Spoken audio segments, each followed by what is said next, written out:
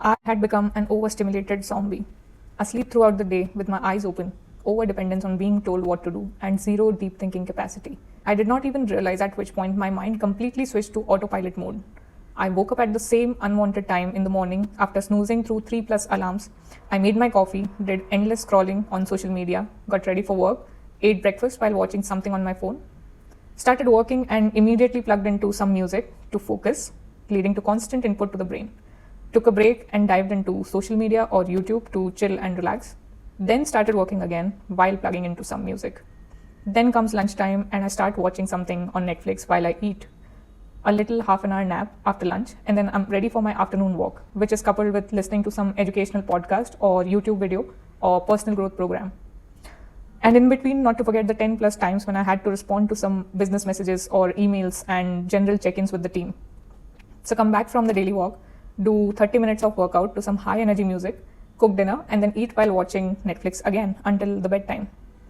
So when did my brain get the break to truly process the crazy amount of information I have bombarded on it throughout the day? It did not. Now imagine this continues day after day for months or years. At this point, my brain is definitely running in overdrive. All its innate abilities are slowed down. It is in this perpetual cycle of information intake with zero breaks. The unconscious and irregular sleep isn't enough to relax it. Hence the overstimulated zombie mode. I have been doing this since past 1 to 1.5 years, and my guess is that you too are doing it since a significant duration of time. My last straw was when I was unable to write for over 1.5 months because I simply couldn't come up with anything. Even though I had all the inspiration available to me on the internet, I couldn't write even when I wanted to. If you are a creative person, you know the kind of torture it is to not be able to have your creative outlet. With me, I simply stared blankly at my laptop. Nothing would come up. At first, I made an excuse and called it a writer's block. But my mind was simply not able to think deeply. It was an inability, and it freaked me out. What if I'm never able to produce anything through writing again? So in sheer desperation and fear, I made a list of all the things that were preventing me from doing what I wanted to. And here's the conclusion I ended up on. Overconsumption leading to overstimulation of the brain. It was clear to me that I was destroying my ability to create and to think and to analyze. In fact, I made a list of all the things that had become worse. For example, inability to sustain concentration on anything for long, hyper restlessness unless plugged into something, zero originality in thinking and creativity, feeling of not being my authentic self, information overload sending my brain in an overdrive. Even educational content had started to become useless in functional value in my life because the ability to apply was far less than my rate of consumption. So I had zero profitability from my educational content also. Inability to think deeply about anything, inactive intuition, becoming a clone of the internet majority, becoming slower in my ability to take action, and being unable to do hard things or exercise my willpower when I wanted to. So I knew I needed to reset. That's when I decided to do an elaborate information detox, to stay away from intaking any kind of information for anything at all in life.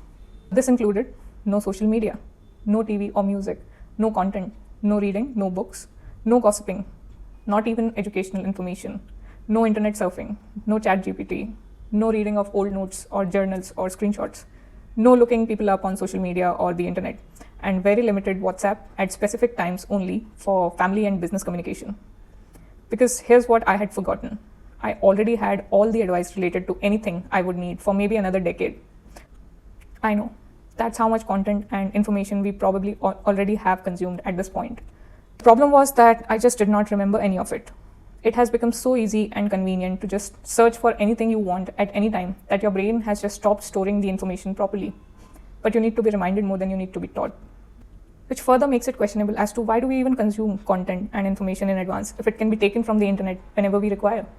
Have we just fallen into the trap of wanting to know everything just in case? From my deep reflections, it came to me that we have become incredibly lazy. Learning is the new procrastination. Think about it for a moment because it's so important. Execution should always exceed education. Even in our day-to-day life, you need to be training more than you read about the best workouts or how to train. Studying more than you learn about how to study. Being productive more than you hoard information about how to be productive. And meditating more than you research about the different techniques to meditate. You should always be doing the thing more than you try to intellectually know about it. So with my newfound enlightenment about my current situation, I decided to do an information detox for a month. And why a month? because I figured a day is too less of a time to experience any benefits. A week is when the momentum will build, and it will be stupid to let it go at that point. So a month is a long enough time to reset my brain and to find out if the whole information detox is worth it.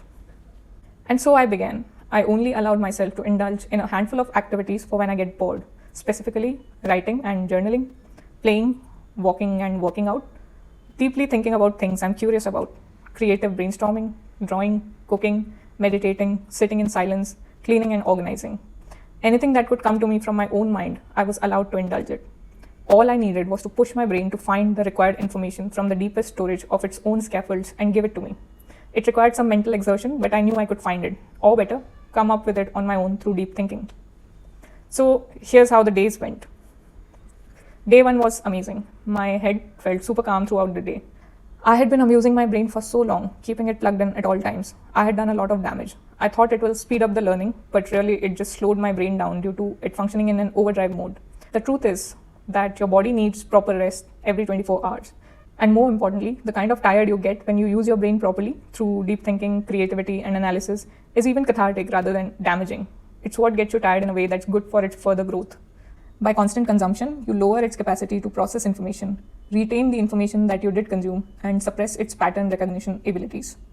At this point, I couldn't believe how much damage we do to ourselves with seemingly innocent habits and behavioral patterns. For example, so much of our consumption habit has become based on the good-to-know reasoning, and that's how we have completely shut off our thinking capacity.